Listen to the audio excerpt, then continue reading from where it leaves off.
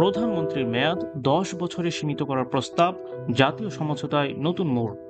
জাতীয় রাজনীতিতে সমঝোতার চেষ্টা চলছে টানা ৬ দিন ধরে।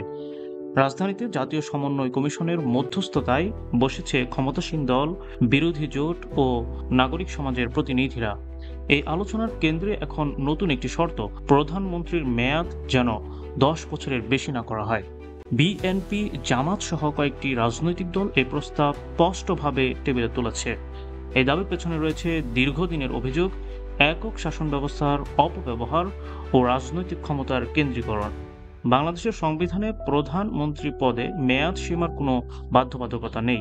ফলে একজন ব্যক্তি টানা বহু বছর ক্ষমতায় থাকলে প্রশাসনিক স্বচ্ছতা, জবাবদিহিতা এবং গণতান্ত্রিক ভারসাম্য হুমকির মুখে পড়ে, এমন আশঙ্কায় দীর্ঘদিন ধরে তোলা হচ্ছে।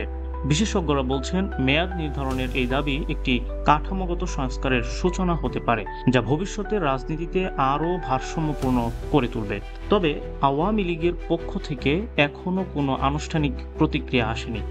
দলটির একাধিক শীর্ষ নেতারা আকারে ইঙ্গিতে বুঝিয়েছেন, তারা এই প্রস্তাবকে গণতন্ত্র বিরোধী বা প্রয়োজনবিহীন বলে মনে করছেন। এই বিতর্কের পেছনে রয়েছে আন্তর্জাতিক নজরদারিও। উন্নয়ন সহযোগী রাষ্ট্রগুলো ও বিভিন্ন মানবাধিকার সংস্থা বারবার গণতান্ত্রিক কাঠামো সংস্কারের কথা বলে আসছে। এই পরিস্থিতিতে প্রধানমন্ত্রীর মেয়াদ নির্ধারণ নিয়ে সংলাপ একটি গুরুত্বপূর্ণ রাজনৈতিক সন্ধিক্ষণ তৈরি করেছে। যদি এই প্রস্তাব বাস্তবায়নের পথে অগ্রসর হওয়া যায়, তাহলে দেশের রাজনীতিতে ক্ষমতা হস্তান্তরের একটি নিয়মিত ও স্বচ্ছ পদ্ধতি গড়ে উঠতে পারে বলে মনে করছেন বিশ্লেষকরা। অন্যদিকে যদি আলোচনা ভেস্তে যায়, তাহলে আগাম নির্বাচনকে কেন্দ্র করে আবারও রাজনৈতিক অস্থিরতার শঙ্কা রয়েছে।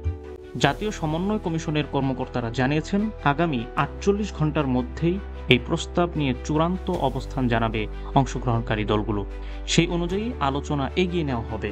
আপনারা দেখছিলেন প্রতিদিন সকাল।